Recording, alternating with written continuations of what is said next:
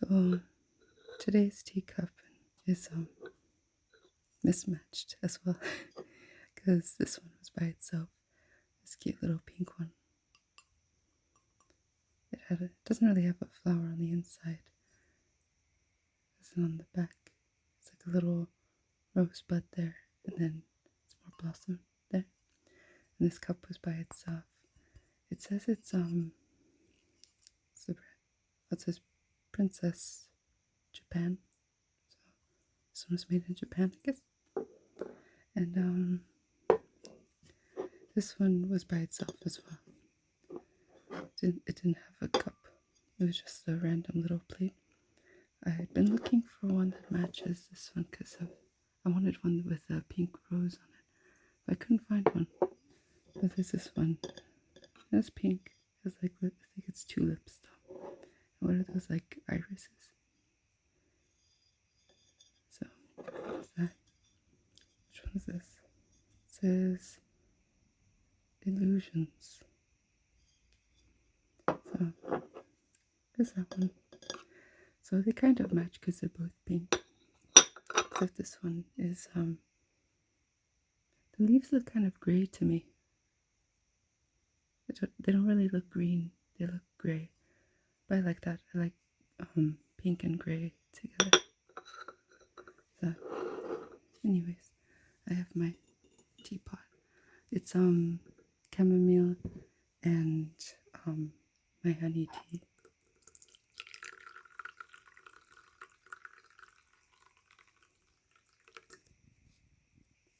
I'm almost out of my honey tea actually. I got a giant jar. And I used it up really quick because it's really good. It's like lemon ginger. Hold on. Sorry. I just had to get myself adjusted in. So got my tea. And maybe I'll try and finish this one. It's quite long, this one. Anyways. So where was I? Up here. What was usually a king's breakfast in the days of Midas, I really do not know, and cannot stop now to investigate. To the best of my belief, however, on this particular morning, the breakfast consisted of hot cakes, some nice little brook trout, roasted potatoes, fresh boiled eggs, and coffee for King Midas himself, and a bowl of bread and milk for his daughter Marigold. At all events, this is a breakfast fit to set before a king, and whether he had it or not, King Midas could not have had better. Little Marigold had not yet made her appearance. His father ordered her to be called, and seating himself at table, awaited the child's coming, in order to begin his own breakfast. To do Midas justice, he really loved his daughter, and loved her so much the more this morning on account of the good fortune which had befallen him. It was not a great while before he heard her coming along the passageway, crying bitterly. This circumstance surprised him because Marigold was one of the cheerfulest little people whom you would see in a summer's day, and hardly shed a thimbleful of tears in a 12th month. When Midas heard her sobs, he determined to put little Marigold into better spirits by an agreeable surprise.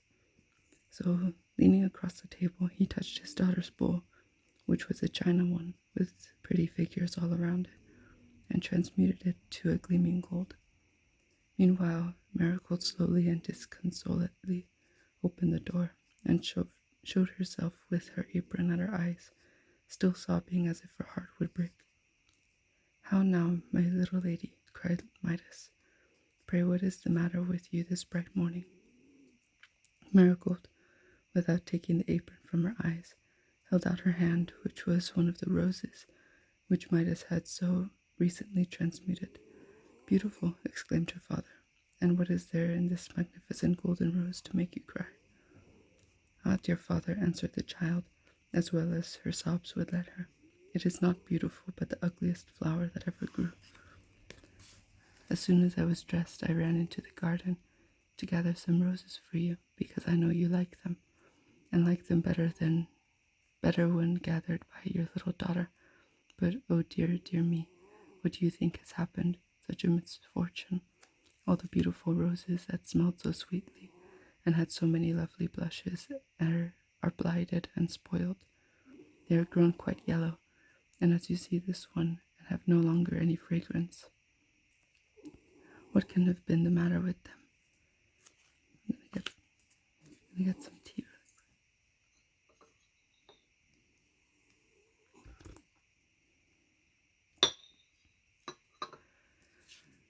Okay, my dear little girl, pray don't cry about it, said Midas, who was ashamed to confess that he himself had wrought the change which so greatly afflicted her. Sit down and eat your bread and milk. You will find it easy enough to exchange a golden rose like that, which will last hundreds of years, for an ordinary one which would wither in a day. I don't care for such roses as this, cried Marigold, tossing it contemptuously away. It has no smell, and the hard petals prick my nose. The child now sat at the table, but was so occupied with her grief for the blighted roses that she did not even notice the wonderful transmutation of her china bowl. Perhaps this was all the better, for Marigold was accustomed to take pleasure in looking at the queer figures and strange trees and houses that were painted on the circumference of the bowl, and these ornaments were now entirely lost in the yellow hue of the metal. Midas, meanwhile, had poured out a cup of coffee, and, as a matter of course, the coffee pot, whatever metal it may have been while he took it up, was gold when he set it down. He thought to himself that this was rather an extravagant style of splendor in a king of his simple habits to breakfast off a service of gold, and began to puzzle with the difficulty of keeping his treasures safe. The cupboard and the kitchen would no longer be a secure place of deposit for articles so valuable as golden bowls and coffee pots. Amid these thoughts, he lifted a spoonful of coffee to his lips, and sipping it, was astonished to perceive that the instant his lips touched the liquid, it became molten gold, and the next moment hardened into a lump. "Ah!" exclaimed Midas, rather aghast. "What's the matter, father?" asked the little Marigold, gazing at him with tears still standing in her eyes. "Nothing, child, nothing," said Midas. "Eat your milk before it gets quite cold."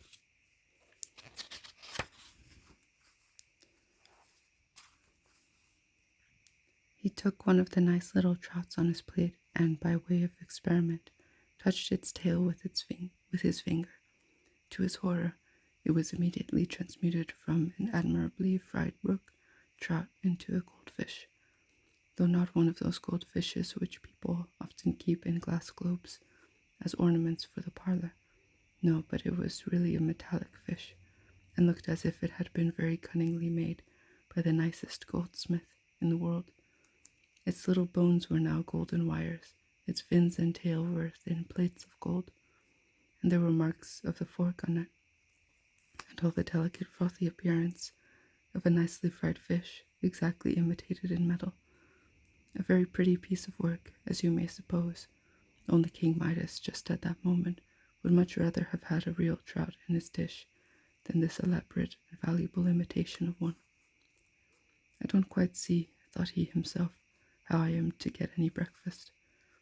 He took one of the smoking hot cakes and had scarcely broken into it when, to his cruel mortification, though a moment before it had been of the whitest wheat, it assumed the yellow hue of Indian meal. To say the truth, if it had really been a hot Indian cake, Midas would have prized it a good deal more than he now did, when its solidity and increased weight made him too bitterly sensible that it was gold. Almost in despair, he helped himself to a boiled egg, which immediately underwent a change similar to those of the trout and the cake. The egg, indeed, might have been mistaken for one of those which the famous goose in the storybook was in the habit of laying, but King Midas was the only goose that had anything to do with the matter. "Well, this is a quandary," thought he, leaning back in his chair and looking quite enviously at little Marigold, who was now eating her bread and milk with great satisfaction. Such a costly breakfast before me, and nothing that can be eaten.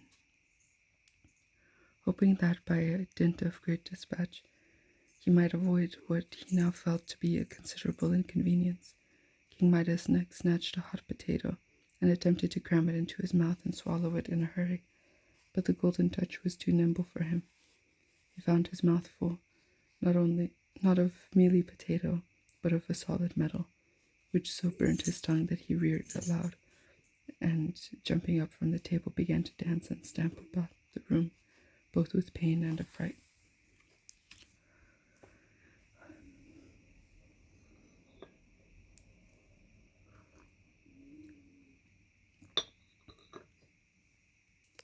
"Father, dear father," cried little Marigold, who was a very affectionate child, "pray what is the matter? Have you burnt your mouth?" "Ah, dear child," groaned Midas dolefully, "I don't know what is to become of your poor father. And truly, my dear little folks, did you ever hear of such a pitiable case in all your lives? Here was literally the richest breakfast that could be set before a king, and its very richness made it absolutely good for nothing. The poorest laborer, sitting down to his crust of bread and a cup of water, was far better off than King Midas, whose delicate food was really worth its weight in gold. And what was to be done? Already, at breakfast, Midas was excessively hungry. Would he be less so by dinner time? And how ravenous would be his appetite for supper, which must undoubtedly consist of the same sort of indigestible dishes as those now before him? How many days, think you, would survive it, a continuance of this rich fare? These reflections so troubled King Midas that he began to doubt whether, after all, riches are the one desirable thing in the world, or even the most desirable. But this was only a passing thought. So fascinated was Midas with the glitter of the yellow metal that he would still have refused to give up the Golden Touch for so paltry a consideration as breakfast. Just imagine what a price for one meal's victuals. It would have been the same as paying millions and millions of money, and as many millions more as would take forever to reckon up, for some fried trout, an egg, a potato, a hot cake, and a cup of coffee. It would be quite too dear, thought Midas. Nevertheless, so great was his hunger and the perplexity of his situation that he again groaned aloud, and very grievously too. Our pretty Marigold could endure it no longer. She sat a moment gazing at her father, and trying with all the might of her little wits to find out what was the matter with him. Then, with a sweet and sorrowful impulse to comfort him, she started from her chair, and running to Midas, threw her arms affectionately about his knees. He bent down and kissed her. He felt that his little daughter's love was worth 1,000 times more than he had gained by the Golden Touch. "My precious, precious Marigold," cried he, but Marigold made no answer. Alas, what had he done? How fatal was the gift which the stranger bestowed. The moment the lips of Midas touched Marigold's forehead, a change had taken place. Her sweet rosy face, so full of affection as it had been, assumed a glittering yellow color, with yellow teardrops congealing on her cheeks. Her beautiful brown ringlets took the same tint. Her soft and tender little form grew hard and inflexible within her father's encircling arms. Oh, terrible misfortune, the victim of his insatiable desire for wealth.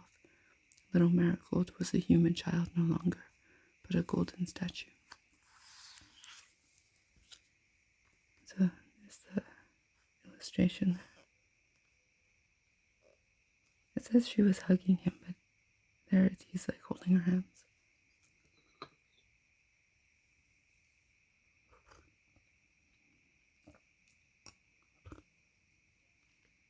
I think that might be enough for today. I'll finish the next one tomorrow.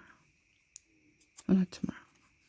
Whenever I make the next reading video.